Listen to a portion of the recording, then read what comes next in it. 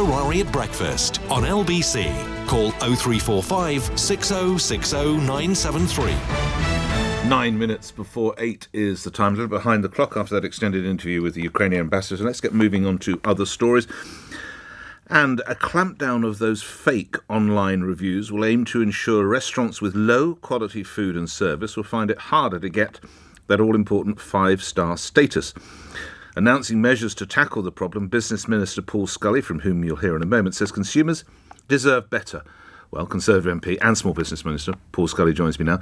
Just wind back a little bit. Some of my listeners perhaps not fully au fait with what you and your colleagues are seeking to do. What is the problem first, if you would, Minister, and then the solution? Good morning. Yeah, good morning, Nick. Yeah, so there are households, they estimated about sort of £600-700 a year that people spend are based on online, based on what they see in reviews. And so if they can't rely on those reviews because someone's paid for a fake review or whatever, or written it themselves, then that's totally unacceptable. So we are making that easier to enforce the illegality of that. We're also tackling subscription traps. So we estimate that households spend about £60 a year on subscriptions that they then forget to cancel or don't find it easy to cancel. And so when you talk about the cost of living issues that we all have been, that's a lot of money that is that we can save households, but just by having a fairer playing field for people making online shopping. And we also strengthening the enforcement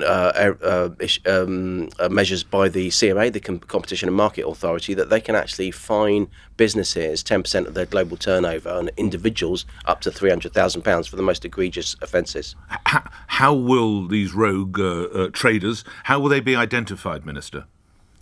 So, as I say, this will be, done through a process that the CMA will be able to investigate, and others will be able to. Will people suggest that something looks a bit dodgy to the CMA, and they will then? Is that how members of the public will say, "I don't believe this review," and then they'll get involved? Is that the way it works? Effectively. Effectively. So if they find a fake review, then if there's lots of examples of it, then we can certainly tackle that. And just lastly on this, one newspaper, the Daily Telegraph, has coverage the financial penalty that could be imposed on a trader by the CMA. £300,000. It's got some teeth, hasn't it, Minister? Yeah, absolutely, and I think that's the really important thing for the CMA, to have those teeth, because otherwise it just becomes a talking shop. And these are really important issues on a day-to-day basis, because there are billions of pounds exchanged online shopping based on reviews and tackled in trapped in those subscriptions traps that I talked about. So people need to know that they can rely on the internet, that they can rely on reviews to be accurate and fulsome. OK, these are indeed, as you rightly say, important things. Many would argue it's an important thing to discover whether the Prime Minister deliberately or inadvertently misled Parliament. Would you be voting for a further investigation? I think at the moment we've got. I'll see what the wording is for the motion tomorrow, and the whips will be working on that as well. But I think at the moment we've got two strands of investigation that are continuing. So the Metropolitan Police investigation is looking at all some other events, and the Sue Gray report is still yet to be published in full, and the Prime Minister has insisted that it does. And that's the moment I think that we'll then have all of the information in one area that we can look at in the whole context. How contrite do you think the Prime Minister appeared to you yesterday, Minister? I felt he was contrite. I thought he issued a wholesome apology. He believed at the time of the event in question that he was just taking a pause out of his working day to spend time with the same people that he was working with. But the Met Police have obviously found that he broke the law.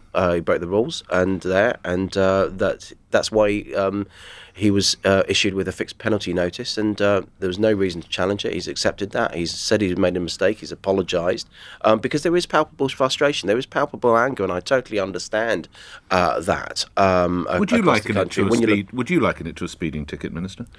I would only liken it to a speeding ticket in terms of the process. So it's difficult to have the juxtaposition of a COVID fine next to a parking fine or a speeding fine. But I suppose when Brandon Lewis was talking about this yesterday, it was meaning the fact that actually you're not convicted, you're not found guilty, because that's done in a court. That's not done by the police. Police are there to enforce, not to convict. So I think in that context it is. But clearly, the two offences, given the situation over the last 2 years, are very different in themselves. A bit clumsy, in all honesty, by your colleague, Mr. Lewis, wasn't it? Well, I think it's difficult when you ask a question and you ask questions at speed, and it can be more involved than just a headline or just a simple sentence. It's difficult to sometimes get those. Well, those you always points seem across. rather adept at it, Mr. Scully. You're very kind, Nick. Thank you very much. But no, I've not always. That's not always been the case. All right, let's go. Last couple of questions. You were vice chairman of the Conservative Party under Prime Minister Theresa May. When it comes to the so-called Rwanda plan, who's right, the current Home Secretary or your old boss?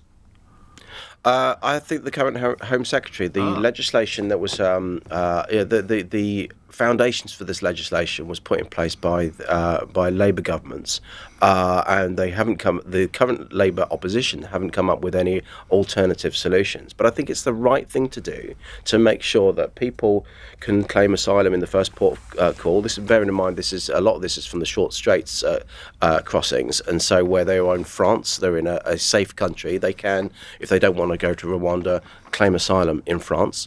But nonetheless, we're not splitting up families. We're not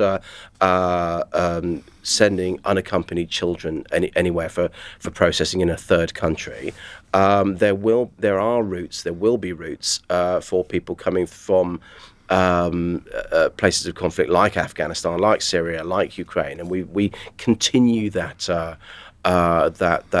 generous offer of support for people fleeing for their lives. But nonetheless, it's not right that people should be feeding on this misery, the human traffickers, that is, and that's what we need to stifle out. We do not want to see people drowning in the Channel off the coast of the UK. We need to tackle this head on. Indeed. Lastly, you're a man all about business, a small business minister. What percentage of your staff are back behind their desks? The figure that I saw was something like 35%. Now that's I believe that's measured on Wi-Fi connections, but it'll be different from different days. Now, clearly, as the Minister for London as well. I'm sorry, indeed you are. Yes, it's in as everyone's Minister for interest. London, I want to see. I want to see people back in the workplaces in Whitehall, because obviously they're then using the bars, the restaurants, the cafes, and taxis. Allowing those independent and taxis, exactly, those small businesses to flourish. And there is obviously a productivity gain when you are sitting there, especially as a young person, as a young civil servant in my department.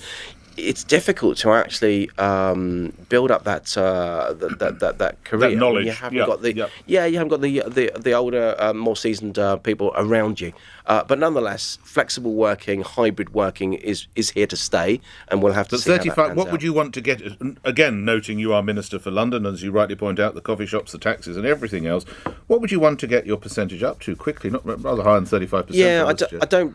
Nick, I don't really have a percentage, because I think what you're finding is that people are coming in on different days, and so they can come in on maybe 3 days a week and maybe not 2 days a week if they can be as productive, and that's fine, because actually, I'm looking at the centre of London, but if they're not coming in, I hope they will still be using the cafes, the taxis in their local area. Paul Scully, thank you. You're Conservative MP for Sutton and Chi, Minister for London and Small Business Minister, talking about that clampdown on those rogue firms. Thank you for your time. It's 8 o'clock on LBC. Let's get the latest news. On your radio, on Global Player, and Play LBC. leading Britain's conversation. This is LBC. From Global's newsroom at 8 o'clock.